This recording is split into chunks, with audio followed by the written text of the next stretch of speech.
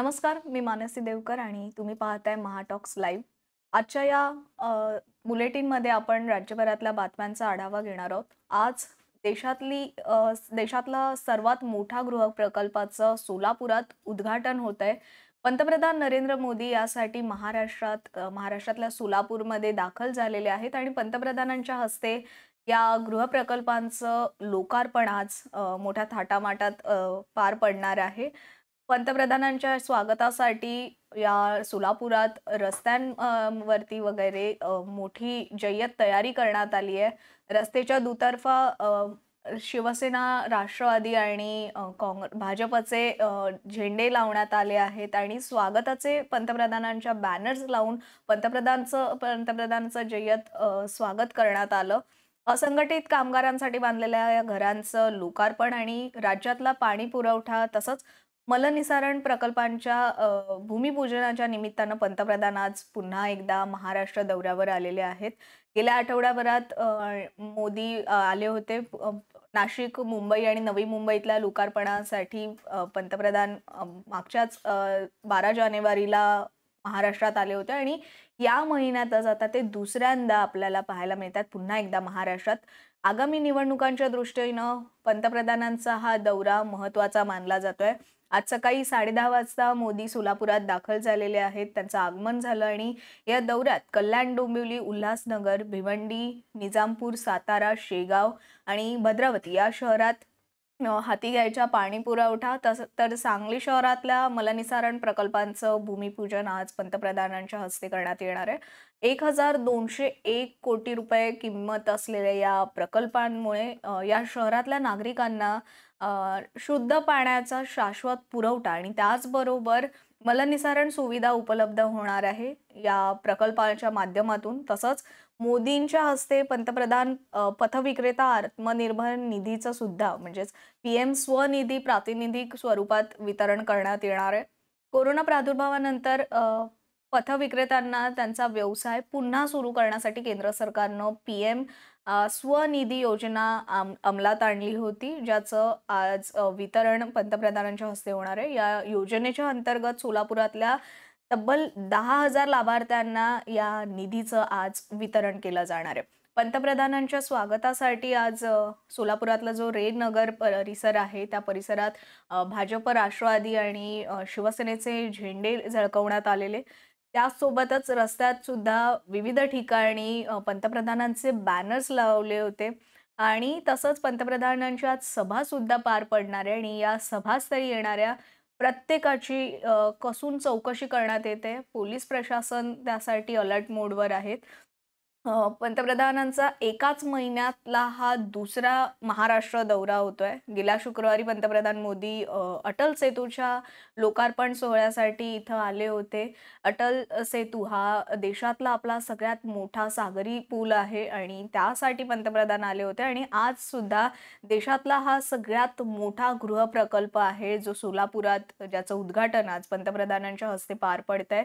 तसंच मागच्या वेळेस जेव्हा ते आले होते तेव्हा इथं नाशिकमध्ये राष्ट्रीय युवा महोत्सवाला सुरुवात झाली होती आणि त्यानंतर शुक्रवारी पंतप्रधान नरेंद्र मोदी हे पुन्हा एकदा महाराष्ट्र दौऱ्यावर आज पुन्हा आलेले आहेत. यावेळी मोदी सोलापूरमधल्या गृहनिर्माण प्रकल्पाचं उद्घाटन करतायत. यासोबतच अमृत योजनेअंतर्गत जे इतर 2,000 कोटी रुपयांच्या प्रकल्पांचं सुद्धा भूमिपूजन पंतप्रधानांच्या हस्ते केलं जाणार आहे. त्यामुळे आगामी निवडणुकांच्या दृष्टीनं पंतप्रधान मोदींचा हा महाराष्ट्र दौरा एका राजकीय दृष्टीनं महत्त्वाचा मानला जातोय. त्यामुळे या दौऱ्याला महत्त्व प्राप्त झालेलं आहे. पंतप्रधान नरेंद्र मोदी हे आज सोलापूर जिल्ह्याच्या दौऱ्यावर आहेत आणि इथं आज त्यांची जाहीर सभा सुद्धा पार पडणार आहे. आज सकाळी 10:30 वाजता मोदींचं इथं आगमन झालेलं आहे. अ, एकनाथ शिंदे असतील तसंच दोन्ही उपमुख्यमंत्री सुद्धा यावेळी सभेसाठी दाखल झालेले आहेत. या सभेसाठी आपण याची काही दृश्य सुद्धा पाहू शकतोय या लाईव्हच्या माध्यमातून. तसंच पंतप्रधान नरेंद्र मोदींची जी जाहीर सभा होणार आहे, यावेळेस पंतप्रधान मोदी नेमकं काय बोलणार? मागच्या वेळेस जेव्हा ते आले होते तेव्हा त्यांनी देशातल्या तरुणांना महत्त्वाचा सल्ला दिला होता. आजच्या या सभेत ते काय बोलणार याकडे सुद्धा सगळ्यांचं लक्ष लागलेलं आहे आणि पंतप्रधान मोदींची ही जाहीर सभा सुद्धा तुम्ही आमच्या पेजवर लाईव्ह पाहू शकताय. हा कार्यक्रम सुद्धा तुम्ही पाहू शकताय. तसंच हे आज हा जो लोकार्पण सोहळा पार पडतोय सोलापुरात, कुंभारी इथं इथला जो रे नगरचा हेलिपॅड आहे, इथं पंतप्रधानांचं आगमन सकाळी झालेलं आणि त्यानंतर त्यांच्या हस्ते मग वृक्षारोपणाचा कार्यक्रम असेल किंवा रे नगर मॉडेल हाऊसची जी पाहणी करून पंतप्रधान इथल्या काही कामगारांशी संवाद साधतायत.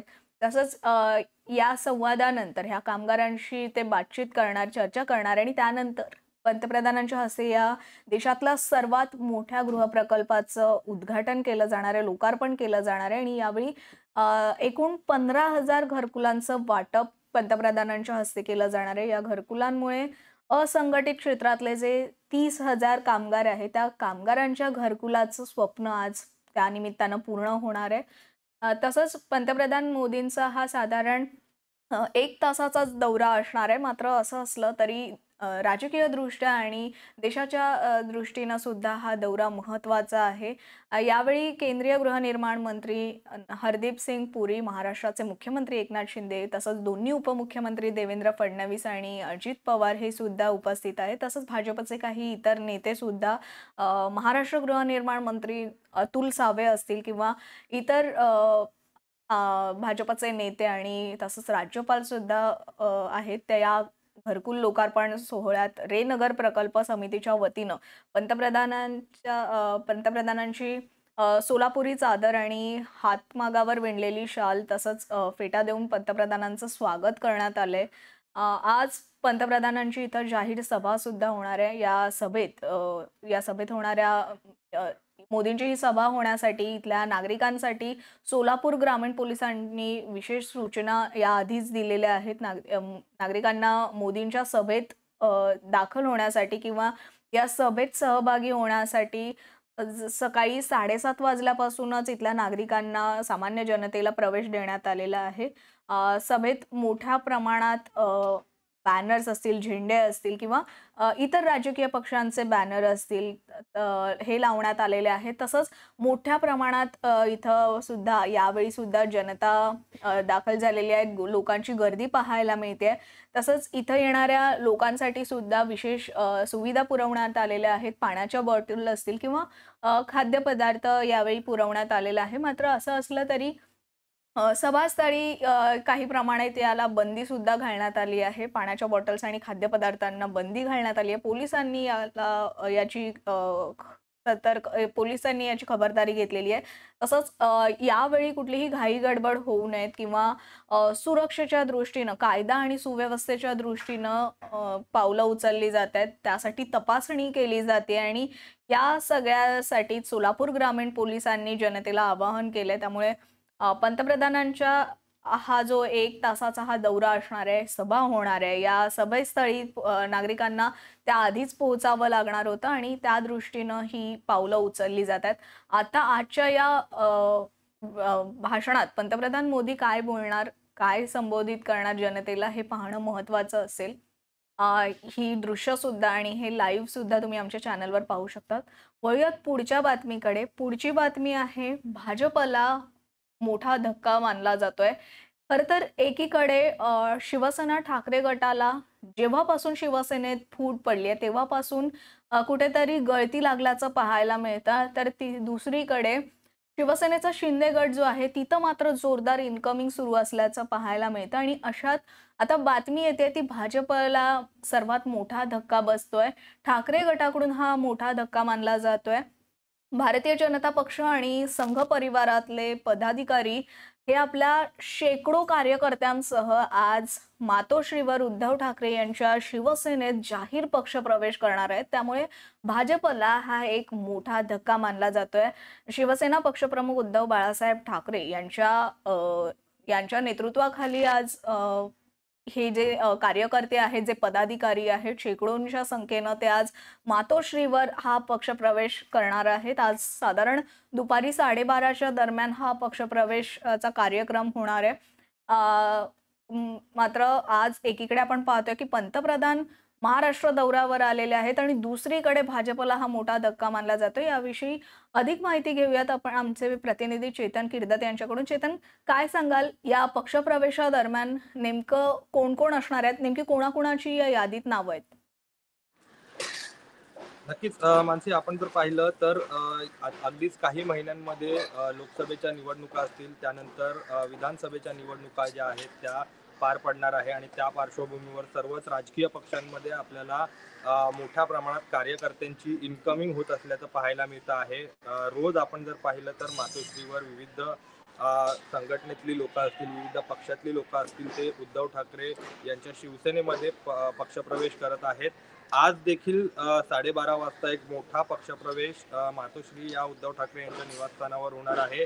हा पक्षप्रवेश जो आहे हा भाजपला आणि राष्ट्रीय स्वयंसेवक संघाचा जो परिवार आहे त्यांना एक मोठा धक्का मानला जातो आहे. आपण जर पाहिलं तर फक्त भाजपचेच कार्यकर्ते नाही आहेत, तर विश्व हिंदू परिषद आहे, बजरंग दल आहे, ब्राह्मण सभा आहे, यांचे देखील मोठ्या प्रमाणात पदाधिकारी कार्यकर्ते जे आहेत ते यावेळी उद्धव ठाकरे यांच्या शिवसेनेत जाहीर पक्षप्रवेश जे आहे तो करणार आहेत. आपल्याकडे एक यादी आलेली आहे मानसी. या यादीमध्ये नेमकी कोणकोणती नावे आहेत ती आपण पाहणार आहोत.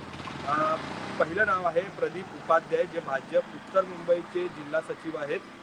त्यानंतर घनश्याम दुबे, विश्व हिंदू परिषदेचे गोरेगाव विभाग धर्मचार्य प्रमुख, राष्ट्रीय कार्याध्यक्ष आहेत भारतीय ब्राह्मण स्वाभिमान परिषदेचे. त्यानंतर रवींद्र उपाध्याय, विश्व हिंदू परिषदेचे जिल्हा कोषाध्यक्ष आहेत.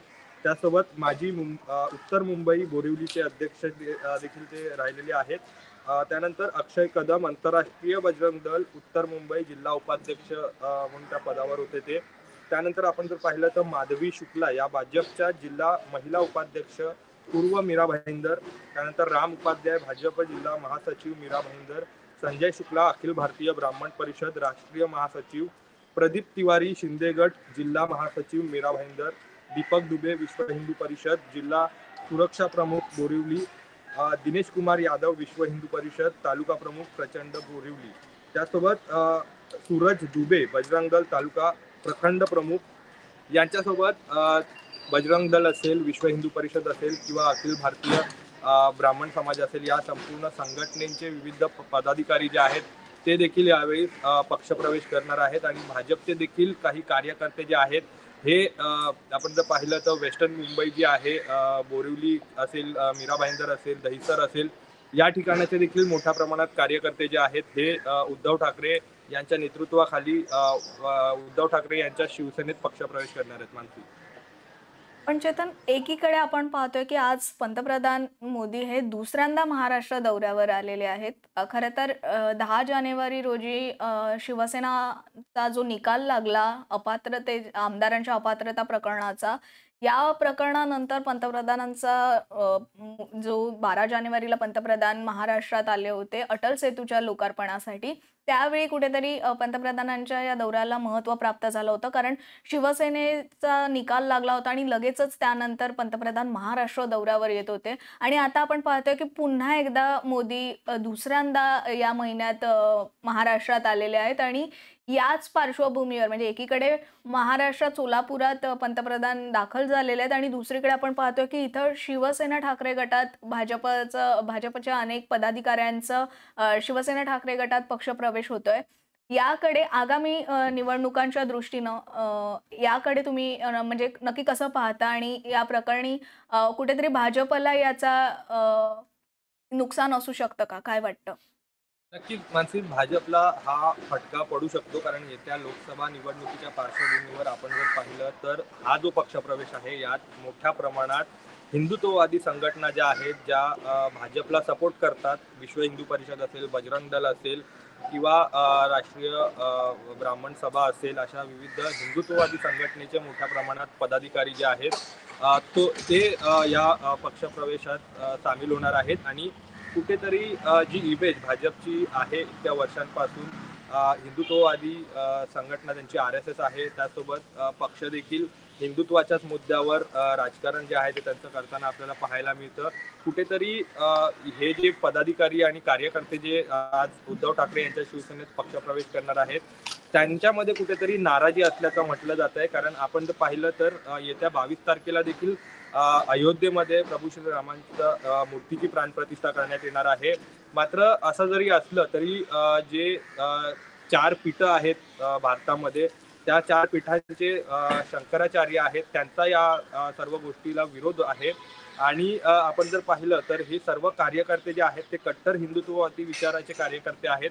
संघटना देखील कट्टर हिंदुत्ववादी विचारांच्याच आहेत आणि ते देखील शंकराचार्यांनी जे हिंदू धर्माबद्दल ज्या गोष्टी म्हटलेल्या आहेत आणि ज्या पद्धतीने नरेंद्र मोदी आणि भाजपवर यांनी टीका केलेली आहे, कुठेतरी याची नाराजी जी आहे ही या कार्यकर्त्यांमध्ये, पदाधिकाऱ्यांमध्ये जाणवते आहे. आणि कार्यकर्ते आणि हे पदाधिकारी यांनी देखील अशीच माहिती दिलेली आहे की ज्या पद्धतीनं इलेक्शनला म्हणजे निवडणुकांना सामोरी जाणार आहोत, लोकसभेच्या इलेक्शनच्या पार्श्वभूमीवरच राम मंदिराचं जे हे पूर्ण प्राणप्रतिष्ठा सोहळा जो आहे तो पार पडतो आहे. एकीकडे मंदिर पूर्ण झालेलं नाहीये तरी देखील प्रभू श्रीरामांच्या मूर्तीची प्राणप्रतिष्ठा होणार आहे. याची नाराजी कुठेतरी सध्या या कार्यकर्त्यांमध्ये आहे. आणि नक्कीच आपण जर पाहिलं तर हीच नाराजी कुठेतरी भाजपला धोकादायक ठरू शकते येत्या निवडणुकांमध्ये. कारण हिंदू फॅक्टर, हिंदू मतदार जो आहे हा मोठ्या प्रमाणात भाजपचा असतो आणि अशा पद्धतीनं जर हिंदू मतदार नाराज होत असेल, हिंदू त्यांचे कार्यकर्ते जर नाराज होत असतील तर याचा परिणाम जो आहे तो येत्या निवडणुकीमध्ये भाजपला आणि पंतप्रधान नरेंद्र मोदी यांना फटका बसण्याची शक्यता आहे. धन्यवाद चेतन, ही माहिती दिल्याबद्दल. जसं की चेतन यांनी सांगितलं की आगामी निवडणुकांच्या दृष्टीनं हा जो पक्षप्रवेश आज मातोश्रीवर पार पडणार आहे, याचा कुठेतरी भाजपला फटका बसू शकतो. आणि आज थोड्याच वेळात हा पक्षप्रवेश मातोश्रीवर पार पडणार आहे. त्यामुळे आगामी निवडणुकांच्या दृष्टीनं खरंच ठाकरे गटाला याचा फायदा होतो का आणि भाजपला याचा कितपत नुकसान होतं हे पाहणं महत्त्वाचं असेल. आणि येत्या काही काळात हे चित्र स्पष्ट होईलच. वळूयात पुढच्या बातमीकडे. पुढची बातमी आहे बुलढाण्यातून. बुलढाण्यातले रविकांत तुपकर यांनी आंदोलन पुकारलं होतं आणि मात्र त्यांच्या या आंदोलनाच्या आधीच पोलिसांनी त्यांना ताब्यात घेतलंय. शेतकऱ्यांच्या प्रश्नाकडे राज्य सरकारचं दुर्लक्ष होतंय. राज्य सरकारचं लक्ष वेधून घेण्यासाठीच रविकांत तुपकर यांनी आज मुंबई, दिल्ली आणि गुजरातकडे जाणाऱ्या ज्या रेल्वे असतात त्या रेल्वेंना रोखण्याचा इशारा सरकारला दिला होता. आणि रविकांत तुपकर यांना रात्रीच पोलीस प्रशासनाच्या वतीनं अटक करण्यात आली. मात्र रविकांत तुपकर यांचं हे जे आंदोलन थांबलं असलं तरी, त्यांच्या अटकेमुळे तुर्तास थांबलेलं असलं तरी, त्यांच्या ज्या पत्नी आहेत शर्वरी तुपकर यांनी मात्र या आंदोलनाची धुरा आपल्याकडे घेतली. आणि शर्वरी तुपकर यांनी मात्र गनिमी काव्यानं मोठ्या संख्येनं आज आपल्या आंदोलक शेतकरी जे आहेत त्यांना सोबत घेऊन त्यांनी रेल्वे स्थानकावर धडक दिली.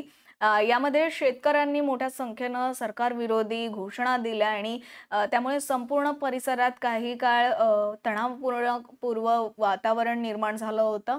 यानंतर शर्वरी तुपकर यांनी सुद्धा हे आंदोलन पुढे नेत सरकार विरोधात नारेबाजी दिली आणि सरकारलाही जाब विचारला. पोलिसांनी तणावाची स्थिती ही जी आहे ती टाळण्याकरता कुठेतरी शर्वरी तुपकर यांना सुद्धा मग त्यांच्या कार्यकर्त्यांसोबत त्यांनी ताब्यात घेतलं. सोयाबीन आणि कापूस चं जे उत्पादक शेतकरी आहेत या शेतकऱ्यांसाठी रविकांत तुपकर यांनी रेल रोको हे आंदोलन या आंदोलनाची हाक दिली होती. आणि आज मुंबई, दिल्ली आणि गुजरातकडे जाणाऱ्या ज्या रेल्वे आहेत त्या थांबवण्याचा इशारा रविकांत तुपकर यांनी दिला होता. पण गुरुवारी रात्रीच रविकांत तुपकर यांना या आंदोलनाच्या आधीच अटक करण्यात आली होती. बुलढाणा पोलिसांनी त्यांना अटक केली आणि अटक करून त्यांना मेहकर इथं नेण्यात आलं. यानंतर सुद्धा रेल रोको हे आंदोलन होणारच या भूमिकेवर ते आपल्या ठाम होते कुठेतरी. आणि त्यानंतर आज पाहतोय की रविकांत तुपकर यांच्या पत्नी शर्वरी तुपकर यांनी हे आंदोलन पुढे नेलं. यावेळी शर्वरी तुपकर यांच्यासोबत सुद्धा अनेक कार्यकर्ते होते, अनेक आंदोलक शेतकरी होते. मलकापूर रेल्वे स्थानकावर ते सगळे गेले. हा आंदोलकांचा जो जमाव आहे तो मलकापूर रेल्वे स्थानकावर गेला आणि इथं रेल रोखण्यासाठी प्रयत्न सुरू झाले. त्यासाठीच ते दाखल झाले होते. मात्र पोलिसांनी या संपूर्ण परिस्थितीला आटोक्यात आणली.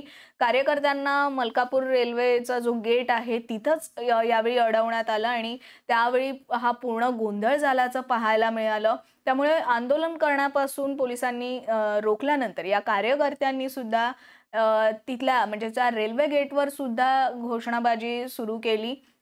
सरकार शेतकऱ्यांचं आंदोलन दडपण्याचा प्रयत्न करतोय अशा घोषणाबाजी करण्यात आल्या. तसं सरकार विरोधात घोषणाबाजी करण्यात आली आणि सरकार आमचं आंदोलन शेतकऱ्यांचं हे आंदोलन दडपण्याचा प्रयत्न करतोय असा आरोपही यावेळी करण्यात आला. तसंच मलकापूर रेल्वे स्थानक परिसरात पोलिसांचा मोठ्या प्रमाणात बंदोबस्त तैनात करण्यात आला होता. त्यामुळे हे जे वातावरण ही जी परिस्थिती आहे ती आटोक्यात आणण्यात आली. शर्वरी तुपकर खरं तर गेल्या अनेक दिवसांपासून आक्रमक झाल्याचं पाहायला मिळत आहे. सोयाबीन आणि कापूस पिकाची जी नुकसान भरपाई आहे, पीक विमा या प्रश्नांवर कुठेतरी त्या आक्रमक झाल्याचं पाहायला मिळतं आणि त्यासोबतच मागच्या काही काळापासूनच 1-1.5 वर्षांपासून रविकांत तुपकर हे सुद्धा सातत्यानं आंदोलन करत असल्याचं पाहायला मिळतंय. याआधी सुद्धा रविकांत तुपकर यांनी जी आंदोलनं केली ती फार चर्चेत आली होती आणि त्यानंतर त्यांनी जे आपलं हे सोयाबीन आणि कापूस पिकांसंदर्भात उत्पादक शेतकऱ्यांसंदर्भात त्यांनी हे जे आंदोलन आपलं सुरूच ठेवलं असल्याचं पाहायला मिळतंय. गेल्या अनेक दिवसांपासून रविकांत तुपकर सुद्धा आंदोलन करतायत. रविकांत तुपकर सरकारचं लक्ष वेधण्याचं सातत्यानं काम करतायत. छत्रपती शिवाजी महाराजांचं नाव घेऊन हे सरकार जे आहे ते सत्तेत आलं, पण आता त्यांनाच आपल्या या जी घोषणा त्यांनी आधी पूर्वी केली होती त्याच घोषणेचा आता त्यांना विसर पडलाय. सरकारचा कारभार असंवेदनशीलपणे सुरू असल्याची टीका यावेळी शर्वरी तुपकर यांनी सुद्धा केली आहे. शेतकऱ्यांच्या ज्या काही विविध मागण्या आहेत त्या 19 तारखेपासून मुंबई दिल्लीकडे जाणाऱ्या म्हणजेच आजपासून ज्या मुंबई दिल्लीकडे जाणाऱ्या ज्या रेल्वे आहेत त्या रोखू असा इशारा याआधी शेतकरी नेते स्वाभिमानी शेतकरी संघटनेचे नेते रविकांत तुपकर यांनी दिला होता आणि त्यामुळेच त्यांच्या या आंदोलनाच्या 1 दिवसाआधीच पोलिसांनी सुद्धा ॲक्शन मोडवर आले आणि पोलिसांनी त्यांना अटक केली. तर त्यांच्या या अटकेनंतर आजचं हे आंदोलन होणार की नाही अशी कुठेतरी चर्चा सुरू झाली होती. कारण रविकांत तुपकर यांना तर याआधीच ताब्यात घेण्यात आलं होतं. त्यामुळे आजचं हे आंदोलन होणार की नाही अशी कुठेतरी चर्चा सुरू झालेली. मात्र आज सकाळीच रविकांत तुपकर यांच्या पत्नी शर्वरी तुपकर या इथं दाखल झाल्या. मलकापूर रेल्वे स्टेशनवर त्या दाखल झाल्या आणि त्यांच्यासोबत जो जमाव होता त्या आंदोलकांसोबत त्या तिथं पोहोचल्या आणि इथं हे आंदोलन करण्यात आलं. दरम्यान यावेळी इथं तैनात असलेल्या पोलिसांकडून मात्र शर्वरी तुपकर यांना सुद्धा ताब्यात घेण्यात आलंय.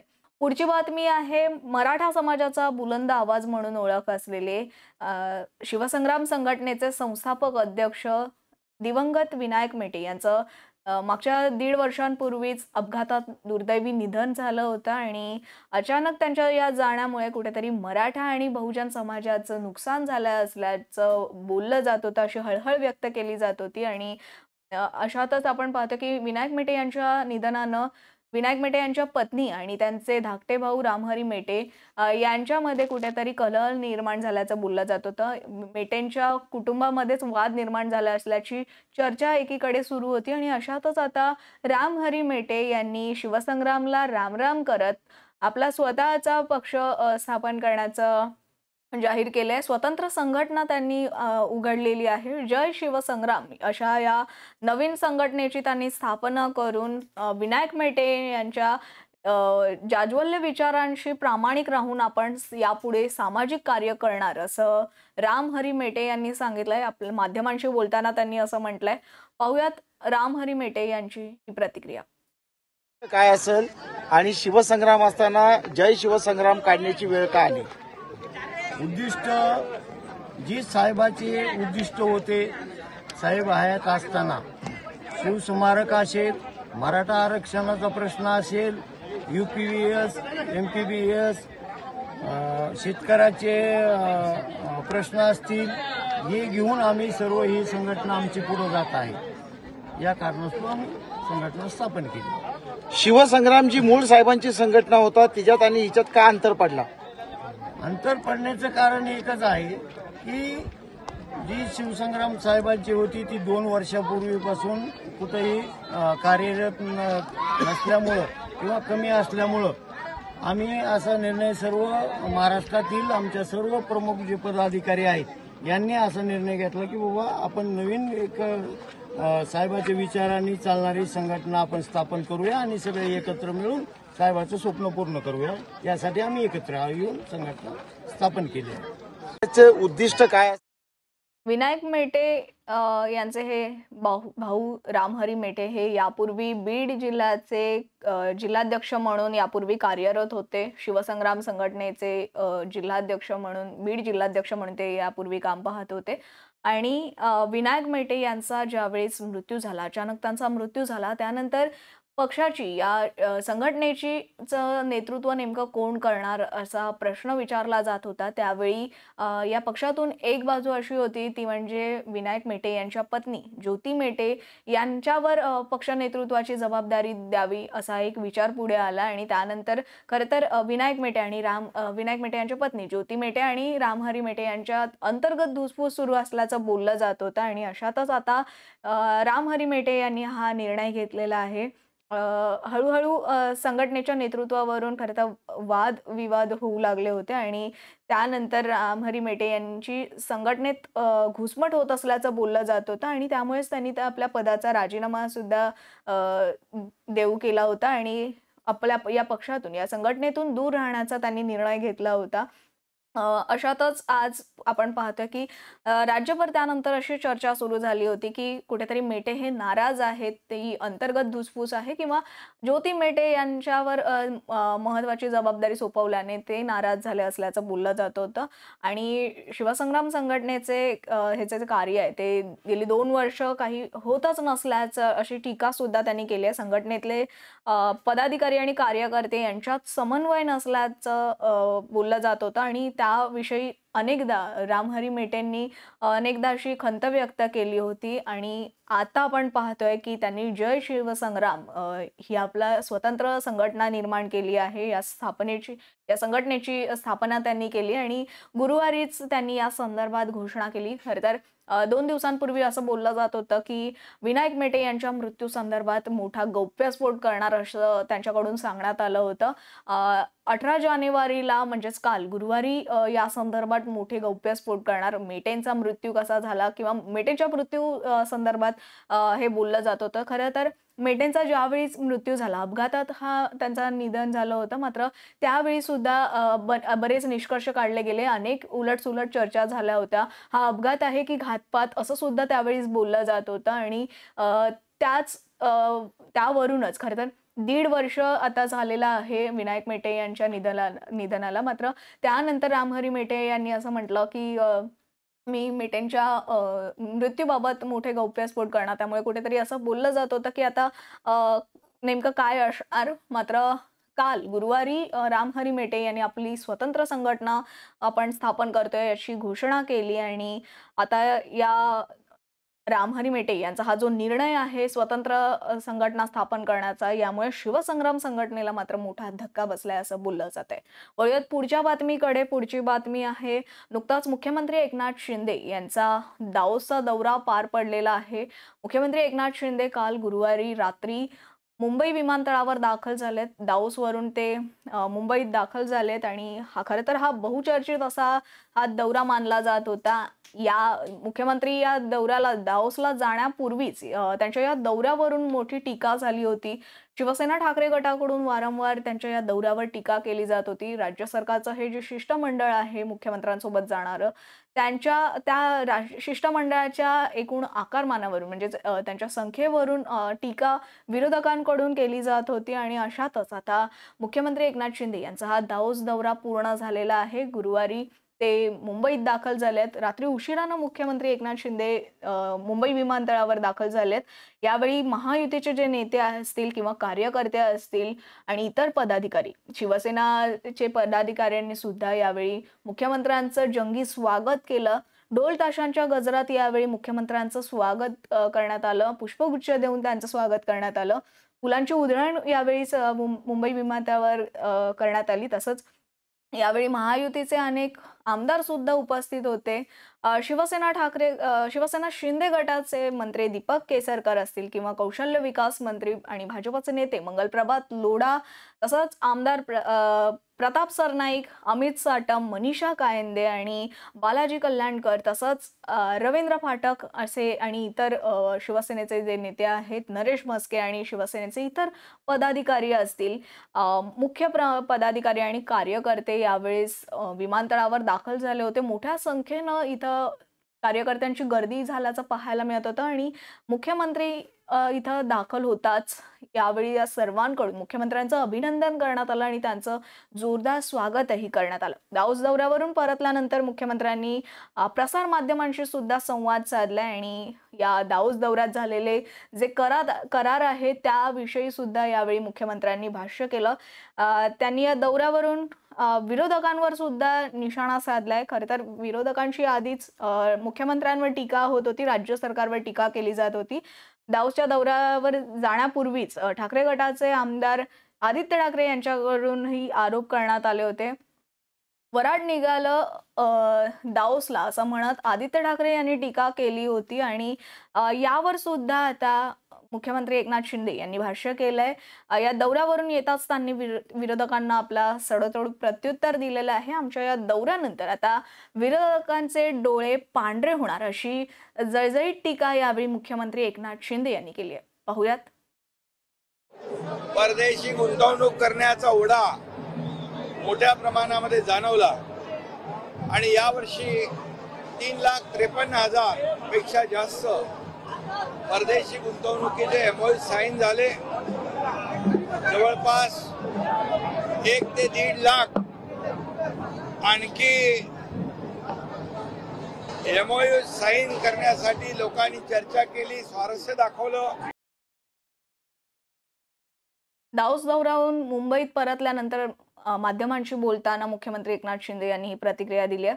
दाऊस दौऱ्याहून परतल्यानंतर मुख्यमंत्र्यांनी कोणकोणते करार झाले त्याविषयी माहिती दिली आहे. या दाऊस दौऱ्यादरम्यान तब्बल 3,53,000 कोटींचे सामंजस्य करार झाले असल्याचं मुख्यमंत्र्यांनी म्हटलं. तसंच आमचा हा दाऊस दौरा चांगलाच झाला. महाराष्ट्राच्या दृष्टीनं हा दौरा महत्वाचा ठरला. तसंच आम्ही जे करार गेल्या वर्षी केले होते, गेल्या वर्षी सुद्धा मुख्यमंत्री आणि त्यांचं शिष्टमंडळ दाऊस दौऱ्यावर गेलं होतं आणि त्यावेळेस जे करार झाले होते त्यापैकी 80% करार हे पूर्ण झाले असल्याची माहिती यावेळी मुख्यमंत्र्यांनी दिली. तसंच आम्ही ज्या सामंजस्य करारांवर सह्या केल्या ते करार हे कागदावरच राहिलेले नाही तर ते पूर्ण झालेत असं म्हणत त्यांनी कुठेतरी आपला आनंद सुद्धा व्यक्त केला. आता तर 3,53,000 कोटींचे MOU आम्ही केलेले आहेत. 2 लाख रोजगार निर्मिती यामधून होणार आहे असं सुद्धा यावेळी मुख्यमंत्री एकनाथ शिंदे यांनी सांगितलं. तसंच महायुतीच्या या दौऱ्यात 3,53,000 कोटींचे हे करार झाले असल्याचं सांगत त्यांनी 1 लाख कोटींच्या गुंतवणुकीबाबत सुद्धा स्वारस्य दाखवण्यात आल्याचंही सांगितलं. तसंच या गुंतवणुकीच्या माध्यमातून तब्बल 2 लाख रोजगार निर्मिती होणार आहे. विशेष म्हणजे राज्यात गुंतवणूक करण्यासाठी आर्सेनिल मित्तल किंवा निप्पॉन जिंदाल आणि अदानी यासारख्या अनेक नामांकित कंपन्यांनी सुद्धा स्वारस्य दाखवलंय असंही त्यांनी सांगितलं. तसंच काही देशातल्या मंत्र्यांनी सुद्धा इथं आपल्या महाराष्ट्रात गुंतवणूक करण्यास ते इच्छुक आहेत असं सांगितलं असल्याचं यावेळी मुख्यमंत्री म्हणाले. तसंच मागच्या वर्षी जे 1,37,000 कोटींचे करार झाले होते, सामंजस्य करार झाले होते, त्यापैकी जवळपास 80% करार पूर्ण झाले आहेत, पूर्ण करण्यात आले होते आणि यावेळी जे करार झाले आहेत ते सुद्धा आम्ही पूर्णत्वाकडे नेऊ असाच या सरकारचा, या महायुती सरकारचा कटाक्ष राहील असा निर्धारही त्यांनी यावेळी बोलताना स्पष्ट केलाय. दाऊस दौऱ्याहून परतल्यानंतर त्यांनी आपल्या पंतप्रधान नरेंद्र मोदी यांच्यावर सुद्धा मुख्यमंत्र्यांनी भाष्य केलं. यावेळी पंतप्रधानांबद्दल बोलताना मुख्यमंत्री असं म्हणाले की जगातल्या अनेक देशांचे प्रतिनिधी असतील हे पंतप्रधान मोदींना जागतिक नेता म्हणतात आणि त्यामुळे आपल्याला याचा फायदा झाला असल्याचं कौतुक पंतप्रधानांचं मुख्यमंत्र्यांनी केलंय. युनायटेड स्टेट्स किंवा सिंगापूर, स्वित्झर्लंड, जर्मनी, दक्षिण कोरिया आणि किंवा दक्षिण आफ्रिका आणि जगातले इतर बडे देश असतील या इतर देशांचे प्रतिनिधी मोदींविषयीच चांगल्याच गोष्टी सांगत होते. तसंच ते एक गतिमान, दूरदर्शी आणि जागतिक नेते आहेत. तसंच पंतप्रधान मोदी हे एक रचनात्मक आणि व्यावहारिक नेते आहेत, जे आपल्या देशाचा विकास करतायत. तसंच त्यांनी सामंजस्य करारावर स्वाक्षरी करताना आम्हाला मदत केली. कारण पंतप्रधान मोदींनी जागतिक स्तरावर आपल्या देशाची प्रतिमा, आपल्या देशाची प्रतिष्ठा वाढवली आहे, असं म्हणत मुख्यमंत्री एकनाथ शिंदे यांनी पंतप्रधान नरेंद्र मोदी यांचं सुद्धा यावेळी कौतुकच केलं. दरम्यान या बातमीसत्रात सध्या इथंच थांबूयात. पाहत राहा महाटॉक्स न्यूज.